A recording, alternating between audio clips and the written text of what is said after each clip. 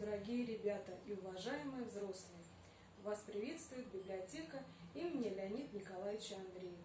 Предлагаем вашему вниманию цикл новогодних историй «Сказки у камина». Сергей Козлов. Как львенок, черепаха и бегемот встречали Новый год. Львенок Ранмяу и большая черепаха долго думали, как бы им получше встретить Новый год. «Елок-то в Африке нет», — сказал львенок. «Нет», — сказала черепаха. «А откуда ж им тут быть?» — встрял бегемот. «А что, если у нас елкой будет баобаб? Представляете, позовем мартышек, попросим их повисеть на хвостах, разведем рядом костер. Чем не Новый год?» «Глупый ты», — сказала черепаха. «Ну какая из баобаба елка?» Львенок задумался. «А что, если мы найдем огромный кактус, повесим на него иголки, на его иголки игрушки? Вот будет елка». «Кактус — это хорошо», — сказала черепаха. «Но где ты видел в пустыне кактус?» «Подумаешь», — сказал львенок. «Пойдем на юг и найдем кактус». Так они и сделали, пошли на юг и нашли огромный кактус. «А где у нас игрушки?» — прохрипел бегемот. «Игрушки», — львенок задумался. «Сделаем. До Нового года еще вон сколько. Неужто не сделаем?» И они принялись из банановых и прочих листьев вырезать игрушки.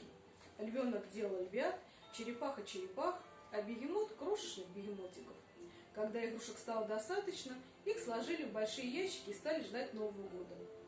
«Жаль, у нас снега нет», — сказал львенок. «И мороза», — сказал бегемот. «И Дед Мороз сюда никогда не придет», — вздохнула черепаха. Ну вот и подошел Новый год. Игрушки достали из ящиков и повесили на огромный кактус. И когда наступила темная африканская ночь, возле кактуса развели костер.